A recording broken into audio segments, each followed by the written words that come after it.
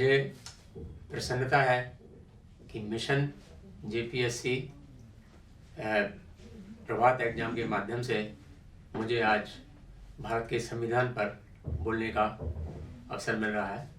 मैं 1973 में इलाहाबाद विश्वविद्यालय में लॉ पढ़ाता था।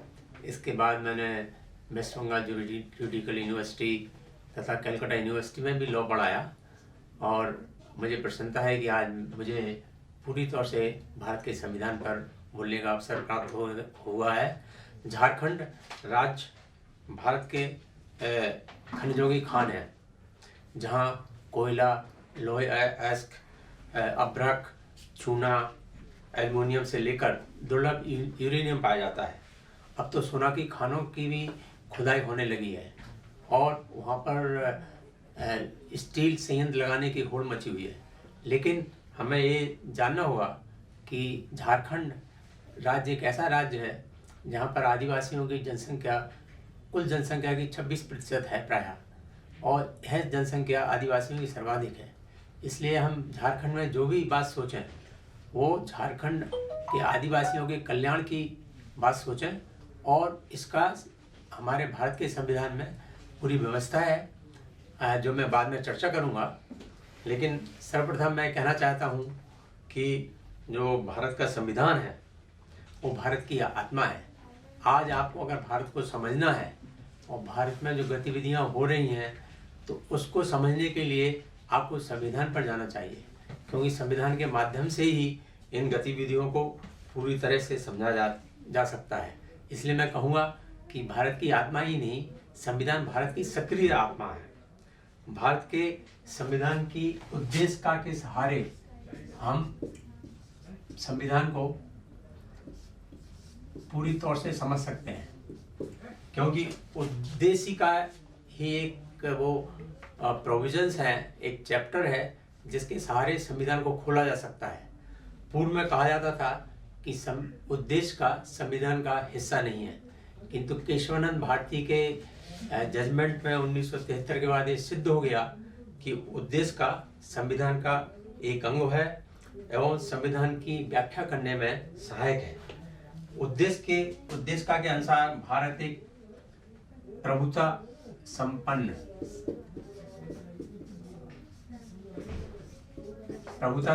राष्ट्र है। प्रभुता संपन्न का अर्थ है कि यह देश का किसी अन्य देश से शासित नहीं होगा, चुनी सरकार द्वारा इसमें कानून का राज्य रहेगा। दूसरा उद्देश्य का में है समाजवादी।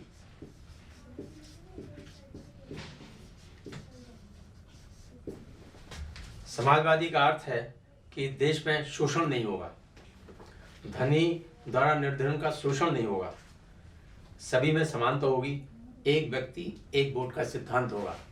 डॉक्टर अंबेडकर ने कहा कि भारत में सच्चा समाजवाद तभी आ सकता है जब हमारे देश में आर्थिक समानता हो, इकोनॉमिक डेमोक्रेसी हो। इसलिए समाजवाद को समझने के लिए हमें डॉक्टर अंबेडकर का वह मत भी समझना बहुत आवश्यक है। तीसरा जो हमारे उद्देश्य में है वो है धर्मनिरपेक्षता।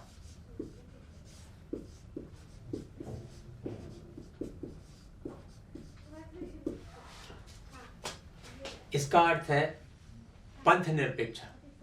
धर्म लोग पालन करें अपने व्यक्तिगत जीवन में, लेकिन जहाँ तक सरकार का संबंध है, सरकार सभी धर्मों से समान दूरी बनाए रखेगी अथवा सभी धर्मों को समान रूप से सरकारी पृष्ठपोषण प्राप्त होगा। अब हम आए कि भारत के संविधान का क्या स्वरूप है। भारत एक संघात्मक राज्य है। संघात्मक राज्य का अर्थ है कि it will be union of states, जो कि अनुच्छेद 1 में कहा गया है।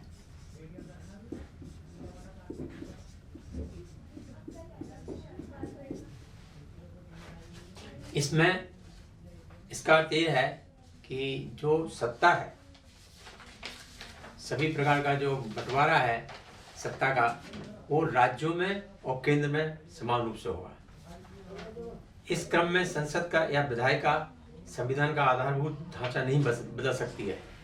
यह केशवानंद भारती केस में स्थिर हो चुका है और ये कहा गया है कि हमारे संविधान के क्या आधारभूत तत्व हैं। वो है संविधान की श्रेष्ठता,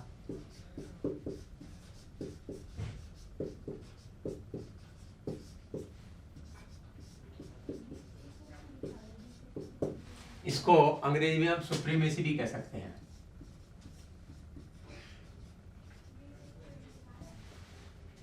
दूसरा है निर्वाचित एवं लोकतांत्रिक सरकार। हमारा देश रिपब्लिकन देश नहीं है जहाँ पर कोई हेरिडिटरी राजा होता हो। हमारे यहाँ पूरा लोकतांत्रिक सरकार रहेगी। तीसरा जो उद्देशिका में भी है, प्रियम्बल में भी है कि पंथ निरपेक्ष संविधान।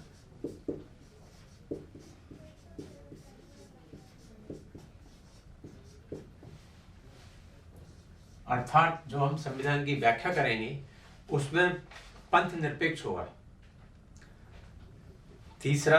चौथा जो गुण है, जो आधारभूत तत्व है, वो है विधायिका, कार्यपालिका तथा न्यायपालिका का पृथक्कीकरण, जिसको अंग्रेजी में कहते हैं separation of executive, legislature and judiciary. ये तीनों अंग जो हमारे देश के हैं,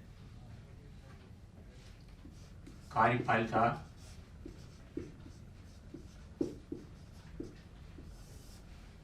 विधायिका,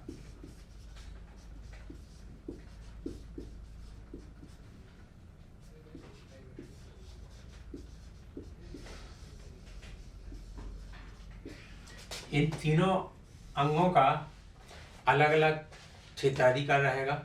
कोई भी एक दूसरे के क्षेत्र में प्रवेश नहीं करेगा, दूसरे में इनक्रोचमेंट नहीं करेगा। लेकिन न्यायालय द्वारा जो रिव्यू का अधिकार है, समीक्षा, न्यायालय समीक्षा कर सकते हैं।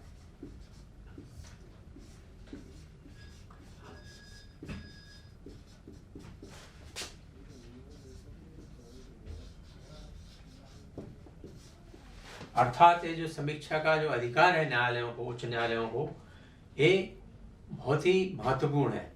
क्योंकि अगर विधायिका संविधान के अनुसार नहीं चलती है तो न्यायालय देख सकते हैं। अगर कार्यपालिका संविधान के अनुसार नहीं चलती है तो न्यायपालिका उसको रिव्यू कर सकते हैं। तो रिव्यू का ये जो अधिकार है न्यायपालिका का, ये बड़ा सैक्रोसेंट है। अगर सब कुछ भी दे दे न्यायपालिका, किंतु रिव्यू का जो अधिकार रखेगा तो उससे दोनों अंग